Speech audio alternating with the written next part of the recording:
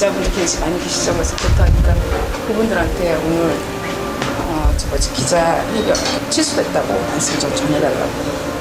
자신과 좀 친분이 있거나 이제 몇몇 통화를 했던 이런 기자들하고만 몇 명이 만나서 이제 좀 이 백윤식 씨와 관련된 이야기를 하려고 했는데 일이 좀 많이 커지면서 K 기자가 좀 부담이 많이 됐던 거 그래.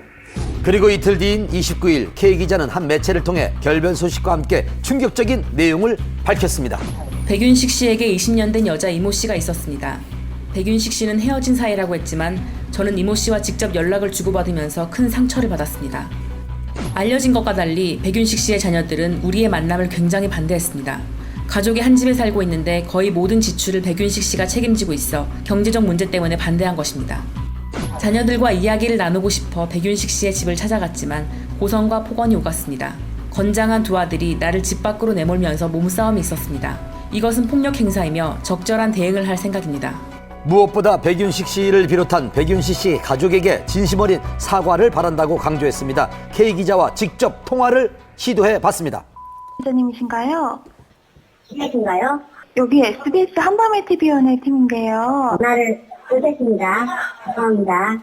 백윤식 씨 소속사 측은 K 기자의 주장이 사실이 아니라고 전했습니다. 회사 차원의 공식 입장은 아마 없을 것 같아요. 근데 그거는 또 배우의 사생활이다 보니까 저희가 뭐 이래라 저래라 할 수 있는 입장이 있는 거는 아니고요. K 기자의 폭로로 인해 이제 문제는 백윤식 씨 가족 전체로 확산된 상황. 어떤 대응을 할 것인지 관심이 집중됐는데요. 그 다음날 백윤식 씨의 두 아들은 즉각 반박에 나섰습니다. K 기자가 만취한 상태에서 막무가내로 찾아와 소란을 피웠습니다. 신랑이가 있었을 뿐 폭행은 없었고 오히려 일방적으로 얼굴을 폭행당했습니다. 그리고 이런 사실들은 녹취나 CCTV 등의 자료에 담겨 있다고 덧붙였습니다. 자식들로서 홀로 계신 아버지를 모시고 사는 것이며 백도빈 형제와 가족은 작년에도 2억 원 이상의 소득이 있는 연예인들입니다. 최대한 대응을 자제하려 했지만 사실관계를 정확히 밝혀야 할 것 같아 관련 자료를 수사기관에 제출해 법적 판단을 받을 예정입니다. 지난 13일 화제가 됐던 세기의 열애 소식. 하지만 그들의 관계는 급속도로 어긋나 결별에 이르렀고 급기야 2주 만에 폭로전 법적 대응 예고로 이어지게 됐습니다.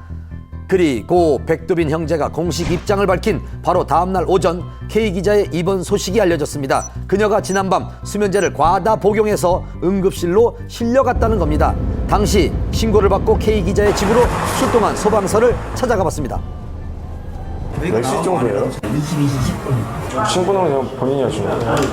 어머니께서 신고하신 아, 어머니가? 네. 괜찮아서 확인하신다면 집에서 어머니가 확인하셔서 신고하신 거예요.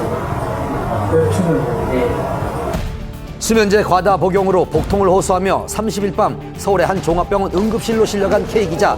다음 날인 1일 내과 중환자실에 입원해 일반인과의 접촉이 차단된 상태로 치료를 받았습니다. 오늘 일반 병실로 거처를 옮긴 것으로 전해졌고요. 또한 K기자의 입원 직후 백윤식 씨가 병문안을 한 사실도 알려져 화제가 됐습니다. 오늘 새벽에 소식 듣고 다녀오셨다고 들었어요, 병원에. 네네. 향후 관련해가지고 어떻게 오늘 상황들이 벌어졌잖아요. 지금 이 시기에 그런 거를 논의할 수 있는 상황은 아닌 것 같아요. 공개 연인 선언 2주 만에 결별과 폭로전으로 얼룩진 두 사람. 향후 어떤 결말을 맺을지 기추가 주목됩니다. 미성년자 5차례 강제추행 고영욱. 자, 최종 형량을 받은 후 각기 다른 이유로 연일 뉴스에 오르내리고 있습니다. 미성년자 성폭행 및 강제추행 혐의로 기소 중인 방송인 고영욱. 그가 연예인 최초로 전자발찌를 착용하게 됐습니다. 세간을 떠들썩하게 했던 이번 사건에서 논란의 중점이 된 형량 축소 한밤에서 취재했습니다.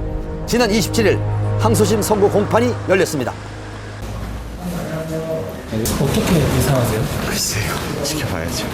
반성문 제출했다는데 예. 사실인가요? 예, 맞을 겁니다, 아마. 네, 내용. 과연 결과는 어떻게 됐을까요?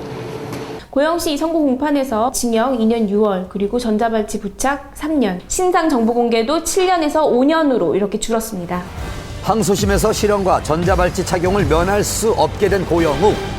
2010년 7월부터 지난해 12월까지 미성년자를 성폭행하고 강제추행한 혐의로 구속 기소됐고 1심에서 재판부는 징역 5년, 정보공개 7년과 전자발찌 착용 10년을 선고했지만 이번 항소심에서 형량이 대폭 줄었습니다. 그 이유는 유명 연예인 신분으로 피해자들의 호기심을 이용해 범행한 점 등은 죄질이 나빠 실형이 불가피